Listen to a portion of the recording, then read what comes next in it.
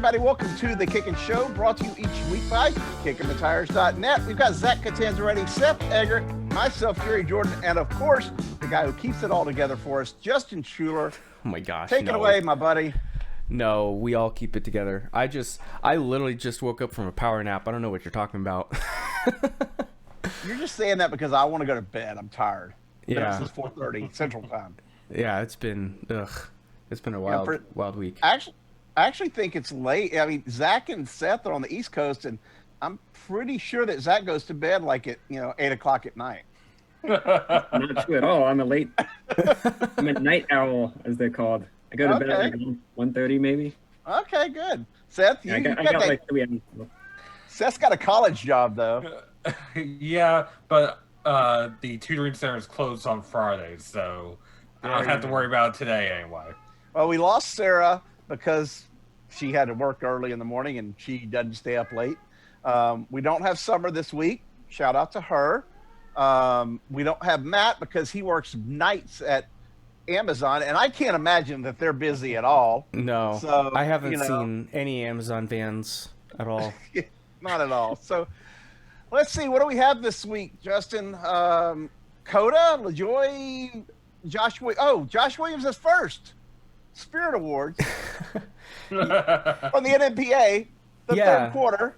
Congratulations for the Pocono Spirit Award winner, Josh Williams, doing the hospital visits with children that have leukemia. He does that every year and runs a special paint scheme. What are y'all's thoughts on this? Because he beat out some pretty stiff competition in Roger Penske and Joey Logano. Whenever you can beat Roger Penske, let alone Joey Logano, who drives for Penske, it's usually a pretty big deal. Good for Josh, good for his program. It'll raise awareness for his program for next year, so maybe they'll get more participants in it. Yeah, and I think just being innovative too, because especially this year being different, he didn't slow down at all and just continued all that with, I guess, like Zoom or some video conferencing software. Yeah, still pushing forward with that. So definitely huge kudos to Williams and all that.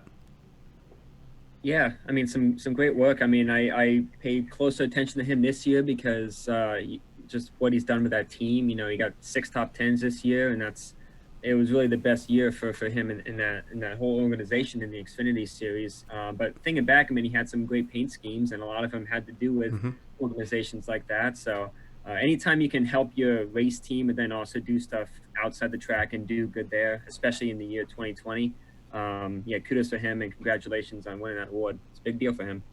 Yeah, pretty much everything in 2020 is going to have an asterisk beside it. And in order to visit the kids, this year he went to what we're doing with Zoom conferences so that he could interact and make the days a little brighter for these kids that aren't faring so well because of leukemia and other issues. But again, congratulations to him, and we wish him all the best going forward and continued future success with his program. Yeah, and then I think the other thing to toss in for all of us to chime in about is the Snowball Derby coming up. For those who don't know, this isn't a dirt race. Apparently, I get on NASCAR Twitter and there are a couple of people.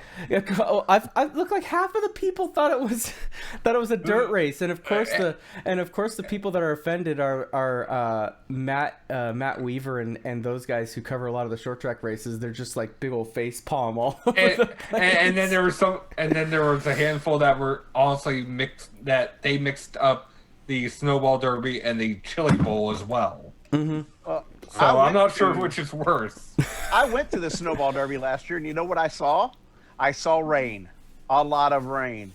Guess what it's doing this weekend at the Snowball Derby again? Rain. It's going to be cold. I was going to say, cold enough for snow, maybe.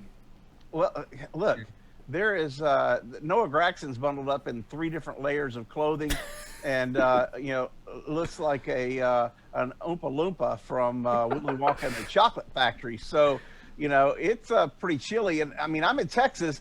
I'm on the same plane as they are because we're basically their I-10 goes through my town straight over to where they're at in Pensacola. It's 40-something degrees outside right now, and it's going to drop into the low 30s tonight. all the weather that happens here, this is how I judge my weather on the East Coast. Anything that happens in Texas, it just gets multiplied as it goes to the east. Yeah, I'm glad I'm not going to be there. I was given an offer to drive down. I've never been to the race before. It seems like a hell of a night.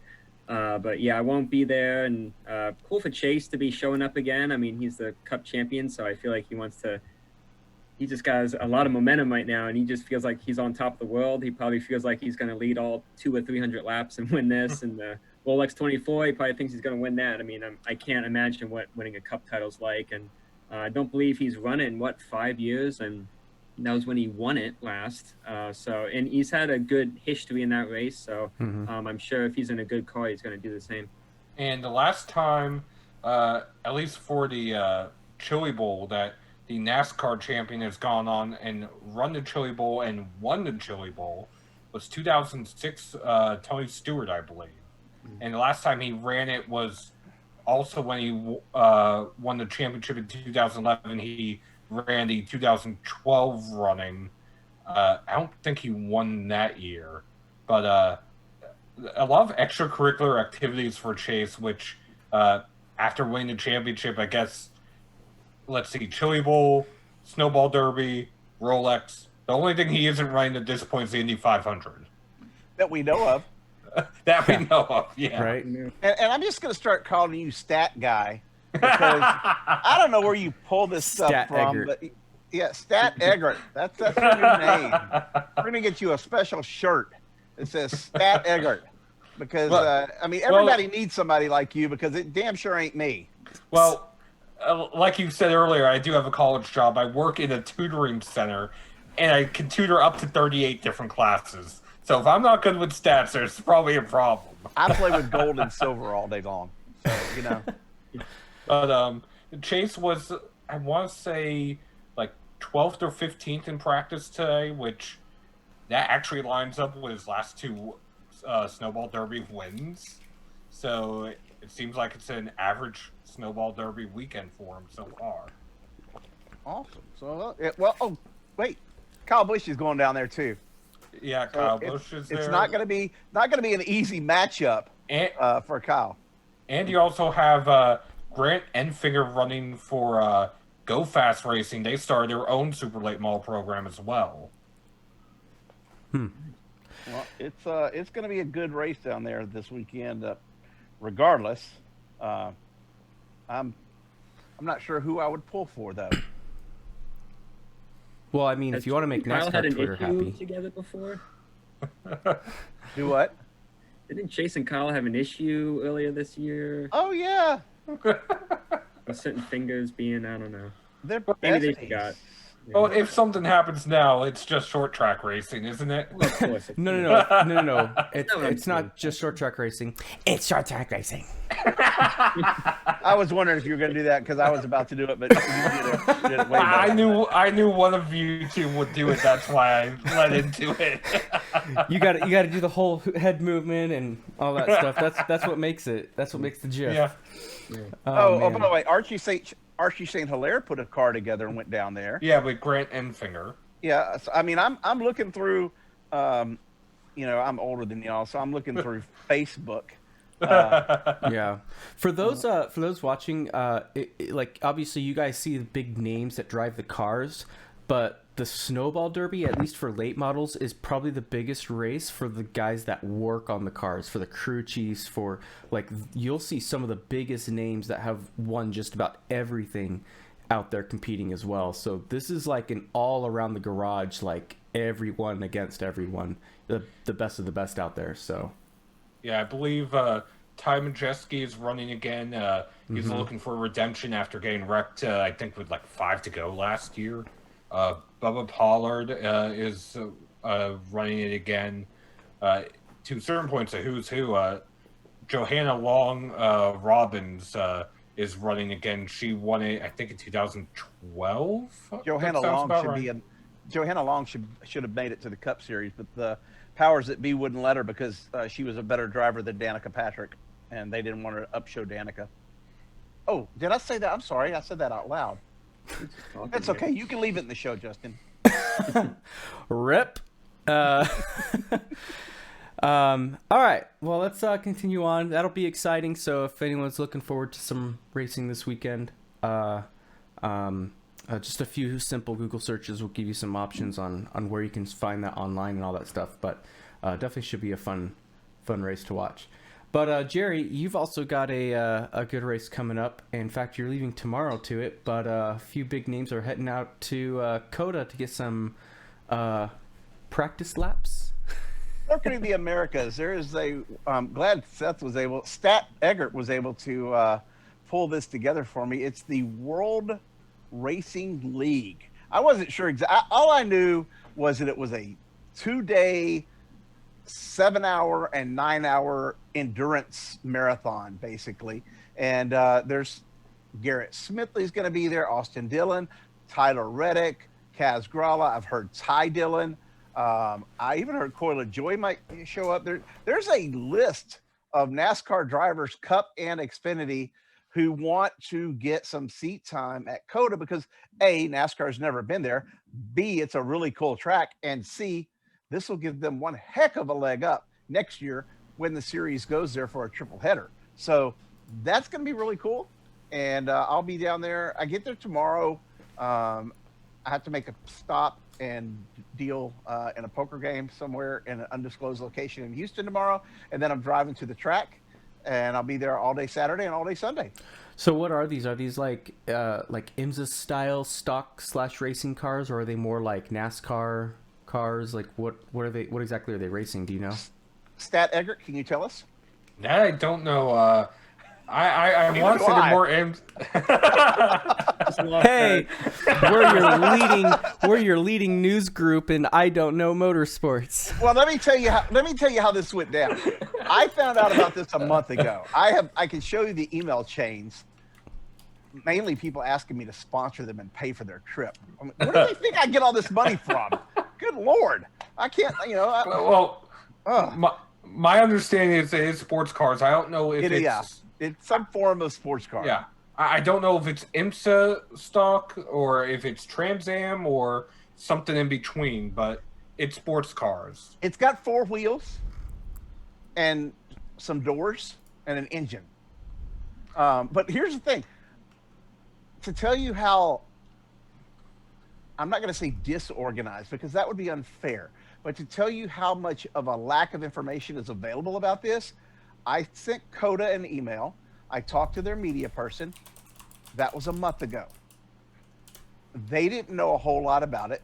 They didn't have a real good contact on credentialing or anything like that. It's more of a track rental type thing.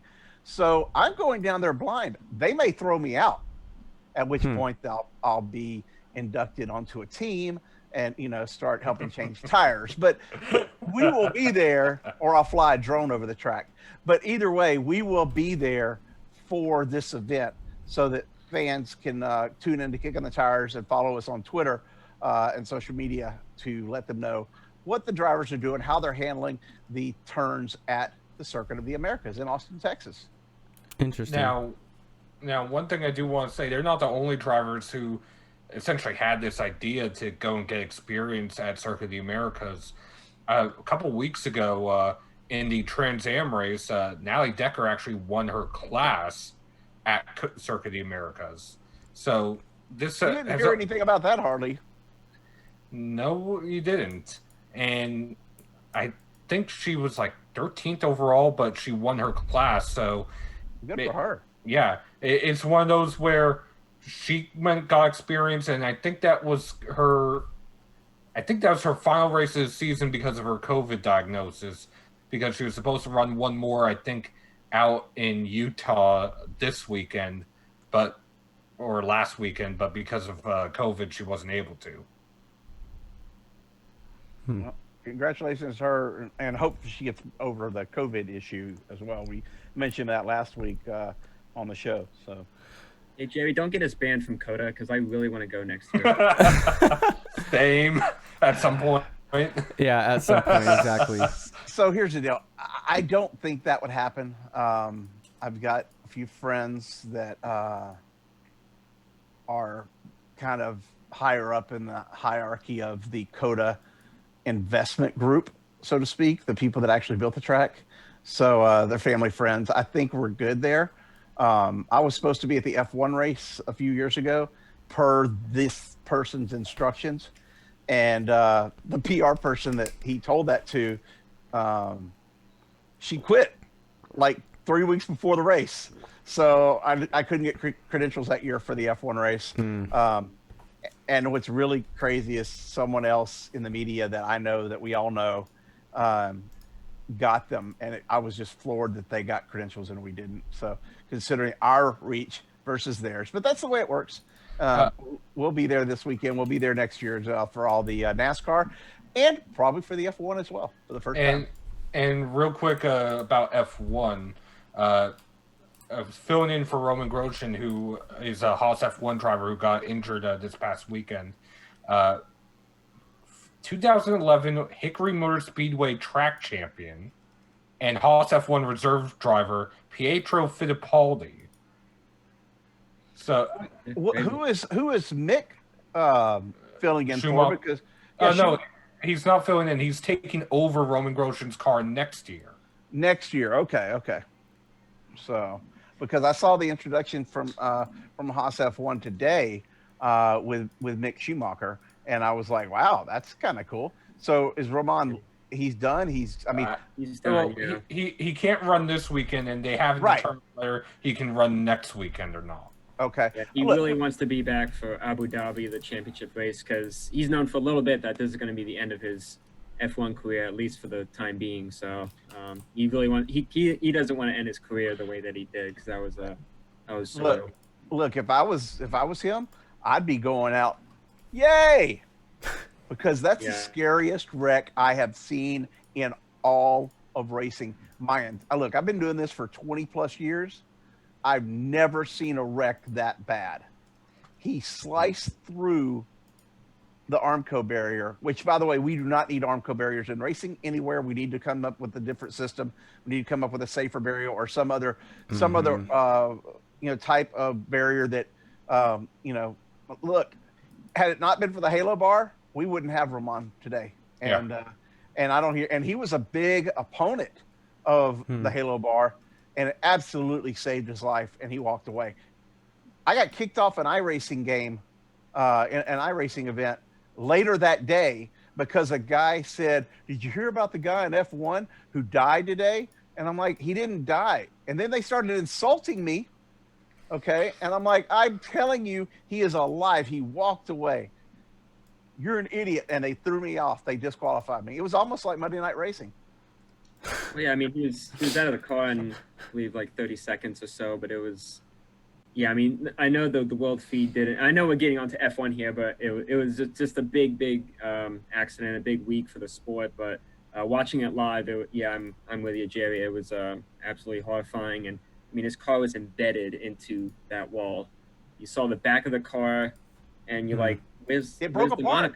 Yeah, where's the monocoque? Where's the driver sitting? And he jumps out of the fire, and you're just like, how the hell has that happened? Yeah, and I try to tell I try to explain it to my dad, and he was trying to say, oh no, those cars are designed to be ripped apart, and I'm like, I don't think you realize that he didn't like hit the wall. He went through it. Yeah. Trust me, it's not designed. It's not designed to do that. Yeah, it's not designed to go through little 5-inch openings of a wall. But it was true because those cars, the part that didn't break apart was what he was covered in, and we've seen it in F1 and IndyCar wrecks all the time. When a car hits the wall, it blows apart, except for the monocoque, which is what the driver sits in. So he was correct on that, but he wasn't. I mean, the wall's not supposed to do what it did to Michael McDowell back in 2014 and just blow it to smithereens. Yeah. Now, that wall will have 2 rows of tire packs for this weekend's race in front of it. So there's at least a added protection in front of it. I know we kind of got off track here, but it is kind of mind-blowing either way if you know the world of motorsports that a Fittipaldi will be handing a car over to a Schumacher next season because Mick is taking over Roman's car and Pietro's filling in for Roman. I have no problem with talking about F1 in this instance and what happened because I'm a huge fan of racing in general. I make fun of F1 for team orders and things like that, and I'm not a big Lewis Hamilton fan by any means of the stretch of the imagination, but I love racing of all forms, and I am very happy that we didn't have a tragedy last week, and everyone's good. That's the main thing, and that's kind of what I was focusing on when I was talking about it. So Totally. Kudos to the Halo bar. Yes. Yep. And I know the Halo bar too, for a lot of the open wheel fans, got a lot of criticism and people mocking it, but I think that crowd shut up pretty quick after that crash. So all right, well, going back to COTA real quick, I did find out what the World Racing Tour is. And apparently it is IMSA style, but it's a lot more stock.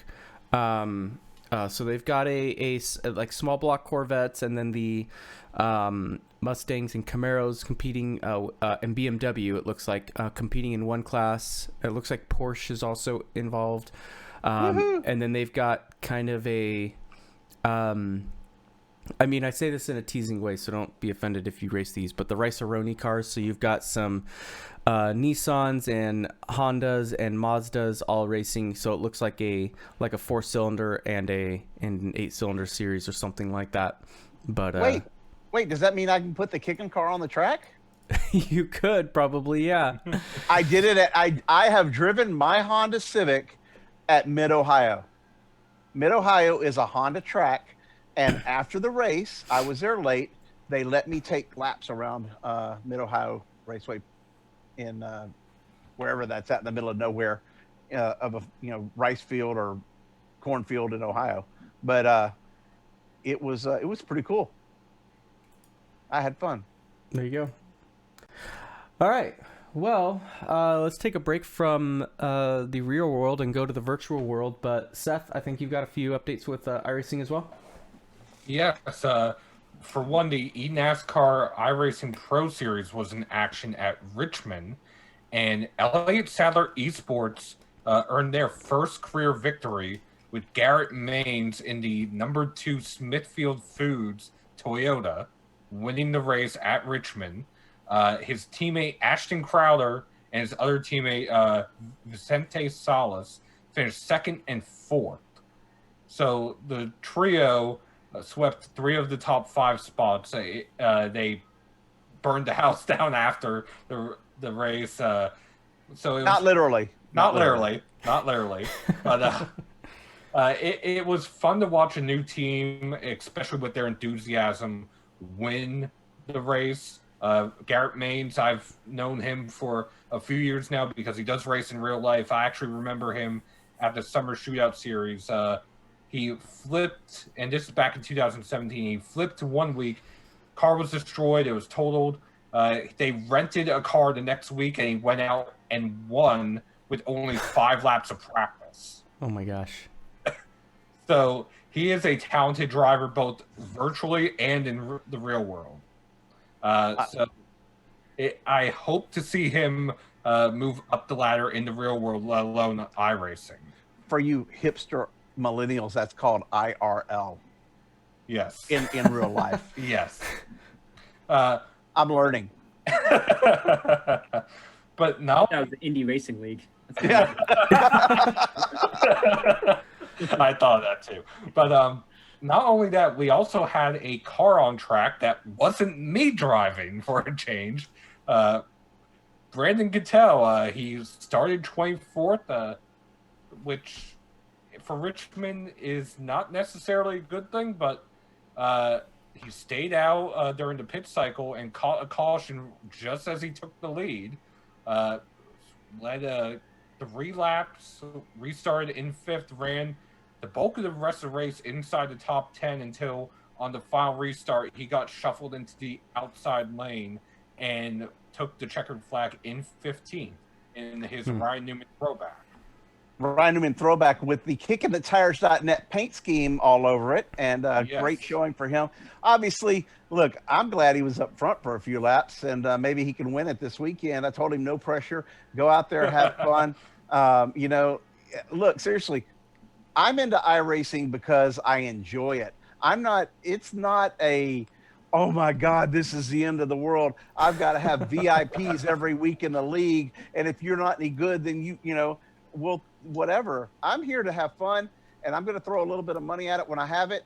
And Cattell is doing a great job. And I told him, I said, as long as we're having fun, we're going to keep doing this. And we're closing out the season for him with the final 4 races. We still got 3 more to go. So Yes, that's a big deal. the next one is at Dover, so it will be an interesting race. Back in the Coke Series, because the Coke Series did go to Richmond, they went to Auto Club Daytona, and they went to Dover. I want to say he finished top 15 in the Coke Series, driving for Clint Boyer Esports back then. Now he's with his iRacing team, which is Slip Angle Motorsports. And again, he ran top 15 Podium Esports, which broadcasts the NASCAR iRacing Pro Series. They gave us a shout out during the broadcast and essentially welcomed us as a long haul and long term media outlet covering iRacing. Awesome.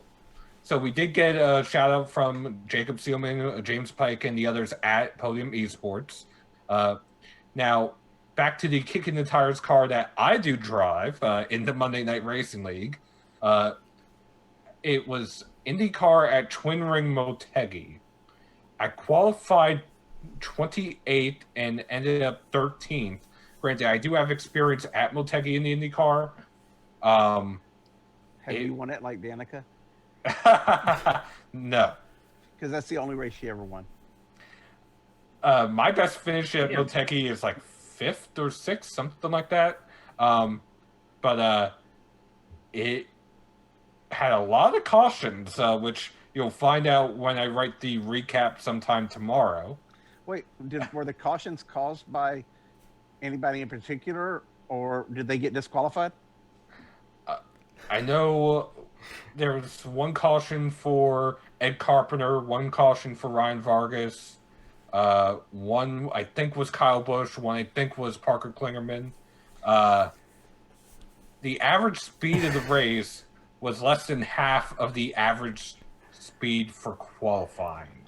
So what you're saying is all the VIPs wrecked this week At one point or another. And did they didn't get disqualified though, did they? No one got disqualified this week. I was just curious. All I know is I'm answering the questions. I am just interested in how the league is working. I mean, I'm thrilled that they have. It's really cool that they have that participation. Well, what they're doing this week, because of the high incident count last week, for the super late models at Michigan, they are going to have qualifying in which the top 30 are locked in, and then a 15-lap LCQ in which 5 will transfer out of, I think, a max of 25. So they'll have over 50 entries. At least that's what they're aiming for.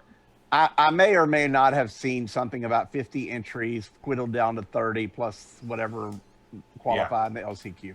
I may or may not have seen that.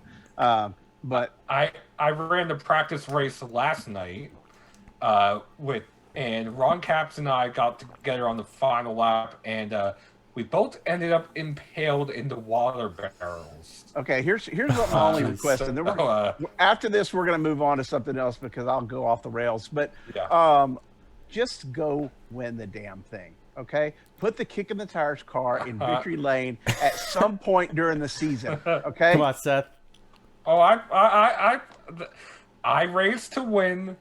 I race to win. Okay. Okay, that's all I'm asking. Go have fun, but put it in victory lane.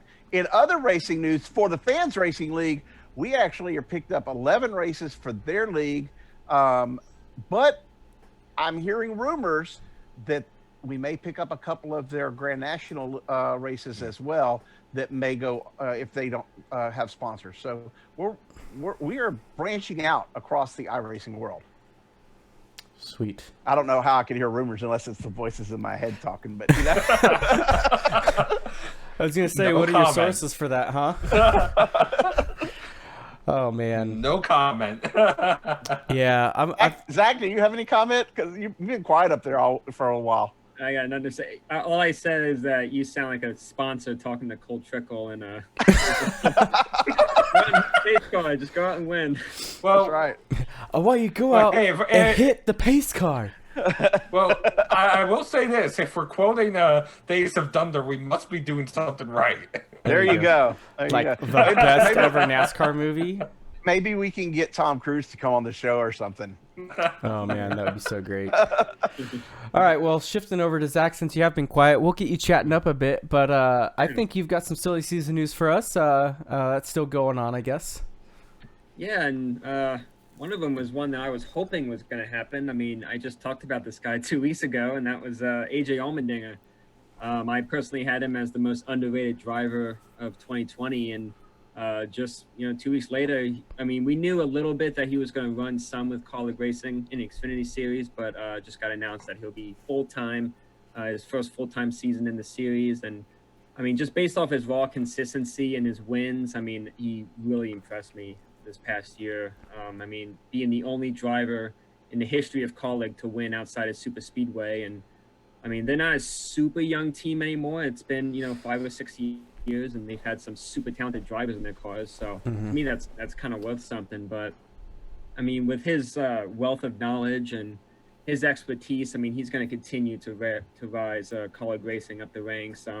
He's got Justin Haley and Jeb Burton as teammates, and I think I see him as the kind of the leader of that team. I know Haley's been with the team a little bit longer, but I mean, Allmendinger's got, I think, 370 something Cup starts. I mean, you just can't throw that away. You can't forget about that. I think very highly of AJ as a driver. I absolutely think he'll make the playoffs. I think he'll be in the championship 4, and I'm not making 2021 predictions yet, but right now I probably have him as my championship favorite. I know Cindric's going to be great. Allgaier and Braxton, but right now he's probably my early favorite. And it's just cool to see with him because it's a resurgence in a career that I didn't really think we were going to see. As I say, he's a Cup veteran. I mean, he started off really rough because he came from open wheel and he went straight to full-time Cup. Like, I think he had 3 truck starts to his name, and he was a Cup Series driver. And just from there, he went, all the way to Penske in 2012, and that unfortunately ended poorly for him.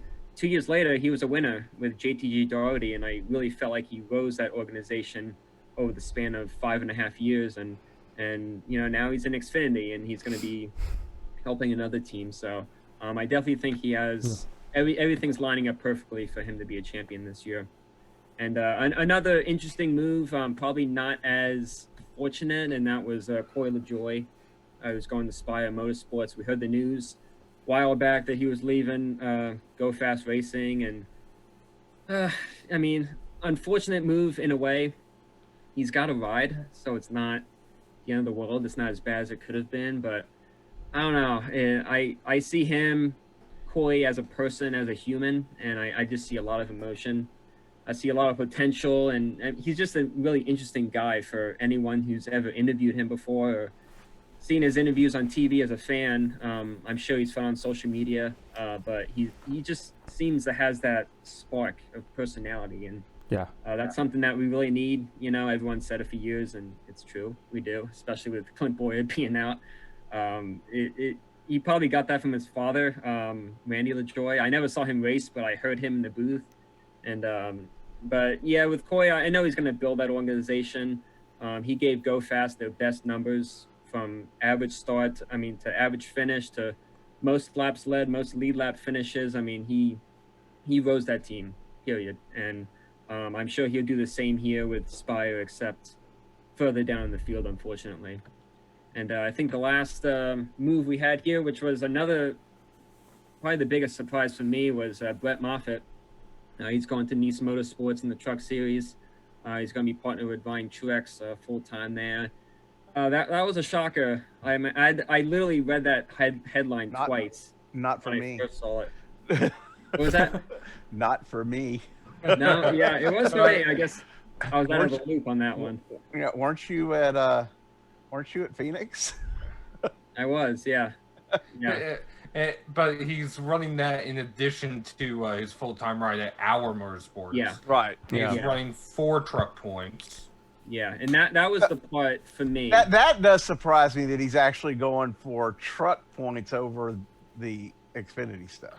I think it's because in Xfinity he only has 4 races of sponsorship, and in trucks I think he has 16. That had to be it. Had to come down to sponsorship. Yeah, that's the only thing that makes sense. Yeah, I was really perplexed by that because, I mean, we saw Nice this year and they had just a ton of drivers. I mean, I forget, maybe 15 drivers across their trucks. Now 2 full-time trucks. I mean, I'm not sure. 3? Carson Hocevar. Yes, that's right. So 3 full-time drivers, at least for now. I mean, we saw how that worked with Ty Majeski, and he didn't finish the year. But I'm sure they'll be more competitive in 21. Moffitt's going to, very similar to Allmendinger, he's going to bring a lot of skill and precision. But I do question the move. I mean, if Our Motorsports was able to run all the races, which I think they should be able to do, they ran about the whole season last year. I feel for them because if they were, I mean, they definitely would have had a playoff run. I mean, in my eyes, that 0-2 was going to make it, and probably Jeremy Clements and Brandon Brown, they probably all they probably had a sigh of relief because I mean, to me, they were all going to be pushed down a level because I felt that Moffitt would have been easily in the playoffs, and I think it would have made it a lot difficult for those teams. So him winning both, that's something we don't see a whole lot. That's going to be cool, but I just felt like he was ready for that step up to Xfinity, and that what he and Howard did last year, it felt like perfect timing. But now he's running trucks again. Well, I think there's after he, flame bombed the bridges that he had this year in racing, he probably wants to go back and prove a few things as well. So, I mean, think about that. There's a lot of people that are motivated by pissed offedness. And, and I will say, I'm not surprised that he left GMS, especially after Phoenix. I was there, you're right, but what surprised me was the particular choice in Nice Motorsports. Don't go try to don't go try to get that website, by the way, because I already own it. Well, what I was going to say is, touching back on Core the Joy and Spire, I actually think they might surprise people because they're moving from a Rick Ware alliance to an alliance with Hendrick and Ganassi. No. Wait, No? they have an alliance with Ganassi, who has an alliance with Hendrick. Okay, but still, they're moving they're getting refabbed. Yeah, Ganassi cars that are refabbed from Hendrick. But that's still better than the hand-me-down Rick Ware cars, though. I don't know what Rick's got. I know that I do know that Rick Ware's got a new sponsorship. We'll talk about that in a second. But yeah, I think actually Spire is onto something. And the way they acquired their charters and how the money's coming in and how things like that, the fact that they got a win last year, I think all of that has helped them. Mm-hmm. So they're gonna build their program. And look, we've seen teams build programs before. Look at Barney Visser and Furniture Row. They made it happen. There's been a lot of Front Row Motorsports. They haven't always been as big as they are. And I mean, yeah, they're a top 15, top 20 team, but people know in the garage where they're supposed to run.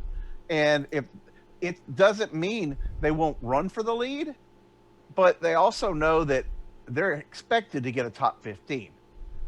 They want a top 15, because if you start breaking down 4 cars at Hendrick, 4 cars at Gibbs, 2 cars at RCR, and you start looking at which of the big powerhouse teams that are out there, that puts it about 15th.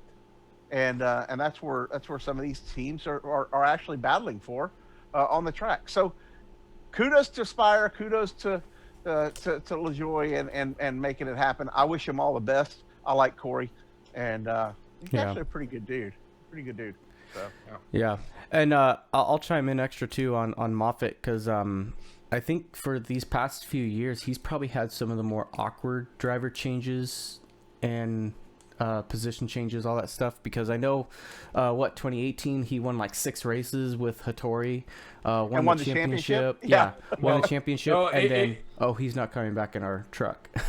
No, well, not only that, if you go even a year before that, he's running for Red Horse Racing, and it fell out from under him because of lack of sponsorship. Well, it had sponsors in a while. What had happened was Red Horse, they just decided they were done. Team owner came in and said, "We're done. Wow. That's it." And I think Moffitt at that time was like 5th in points when that happened too. I actually think the team owner's wife came in and said, "Hun, we're done." So that's rumor and speculation. He still had that ride fall out from under him, so to speak. Oh yeah, vaporized. It vaporized quickly. In other news, we do have Rick Ware sponsorship that was announced yesterday. Biohaven Pharmaceuticals going to put their migraine medicine Nurtec ODT, which ODT stands for oral disintegrating tablet. In case you're wondering, I did the little write-up on it today. I actually have known about this product for a while because someone that I care a great deal about is a good friend of Kicking the Tires, has severe migraines, and I recommended this to them back in June or July, I think, and I'm hoping they got to try it. But if they didn't, all the more reason now that this company's involved in NASCAR, and from what I've seen from the studies on Nurtec and what the company's literature is, basically it could take debilitating migraines and knock them out within 60 minutes and give you about 4 hours of continued relief. So that, because people that have migraines this bad, some of them are hospitalized, some of them are they just can't. It's like your head is just throbbing, and so you know what a headache's like. This is a headache that is 10 times worse. So this medicine, I like to see pharmaceuticals and biotech companies get involved in the sport because they bring big money. It helps teams like Rick Ware. We've seen a lot of different things in NASCAR over the years. So this is going to be pretty cool, and hopefully it'll help those that suffer from migraines. Cool. And then I think just last couple things here. ARCA released their schedule from what I know, and it's kind of hard to really compare 2020 schedule to 2021. So what I have here is the original 2020 schedule. So we have a bit more accurate comparison. Salem was moved from the spring to the fall. And then Michigan was moved a couple months later, still kind of in that summertime. What ARCA is gaining is a Kansas spring race, Toledo, Berlin, Winchester, and Milwaukee, but they are losing Chicagoland. Obviously, we had that on one of our shows earlier in our podcast. Go ahead, check that out. They are losing IRP or the Lucas Oil Raceway, Gateway, Madison, and Memphis. So shuffling quite a few things around there. I wonder if part of that has to do with anticipating possible COVID shutdowns or restrictions or whatnot. So I have a slight feeling some of these changes aren't permanent. So for ARCA fans, I wouldn't freak out too much about that. But I know obviously Chicagoland is definitely going to be one that is gone for good. So well, remember NASCAR owns ARCA, so that happened a couple of years ago. So we're going to see the gradual transition of ARCA into a different form, different tracks, different things going forward. So yeah, that's going to be an interesting play as it goes on. Yeah. Seth? Yeah, some of the interesting standalones, Milwaukee, coming back from Milwaukee Mile, which I don't think it's hosted a major race since maybe IndyCar in 2012. And you still have the Iowa standalone race, which used to be paired with IndyCar, but Iowa's not even on the IndyCar schedule. So I'm kind of interested to see what kind of crowds those two races get, with ARCA having the small fields, at least the past couple years. This year, especially because of COVID, so you can't directly compare it to other seasons. But the fields have been getting smaller in general, so hopefully the crowd and the field sizes are decent at Milwaukee, at Iowa. But I hope the races will be good as well. Zach, your thoughts, and also any closing thoughts you have for the night? Yeah, it's gonna be a big year for ARCA for sure. I mean, Seth mentioned it about the field sizes. I mean, I always remember ARCA having as big a field as the Cup Series for quite a while, especially when they went to Daytona, Talladega. I mean, so many cars would go home, and but it's definitely been going down. Same with the K&N Series, which are now ARCA East and West. But looking at this schedule, I mean, it's fun. Yeah, it starts off slow. Very big gaps in between the races. I think they only have 3 races in the first 2.5 months, something like that, and pretty big gaps in between. I'm not a big fan of that. I think it's important to have momentum. It's good for the fan base, but it's good for the drivers and the teams as well. Unless you're a smaller team, maybe those gaps can maybe help you. But I mean, I think they have 11 races running with the NASCAR National Series, which is cool. I know they've done that many times over the past, but I mean, that's more than half the schedule this year. And, Seth mentioned Milwaukee. I thought that was really cool. It's been a long time. I mean, I believe that's the oldest track in the country, right? Isn't it 1900, 1901? I mean, just sick history. And ARCA hasn't run there since 07, I believe. So, I mean, we're really tapping in some history, and got Toledo and Salem. So they're going to some new places, but also keeping into their history, which I know ARCA is really keen on that. So cool schedule. I look forward to it, and hopefully it's a bigger, better year for that entire series. Seth, real quick, wrap us up on the news side of things, and then I'll close us out. On Gracie Trotter winning, I think she won the 2020 Wendell Scott Award. Yeah, she won the 2020 Wendell Scott Trailblazer Award. It's given out every year to an outstanding minority or female driver in the Advanced Auto Parts Weekly Series and or ARCA or below, essentially. And Nick Sanchez got it last year, 2 years ago, and 3 years ago it was awarded to Ryan Vargas. And this is for her accomplishments in both weekly racing as well as ARCA. In weekly racing, she became the second woman to win at Hickory Motor Speedway. That was back in September.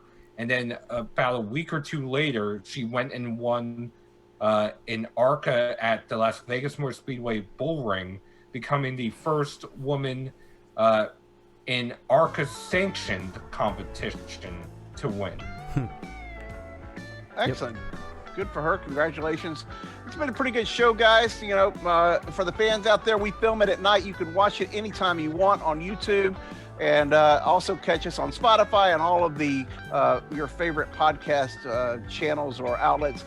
That's going to do it here for us at Kickin' the Tires. Thanks for tuning in to the Kickin' Show. We will see you next week. I'm off to Coda.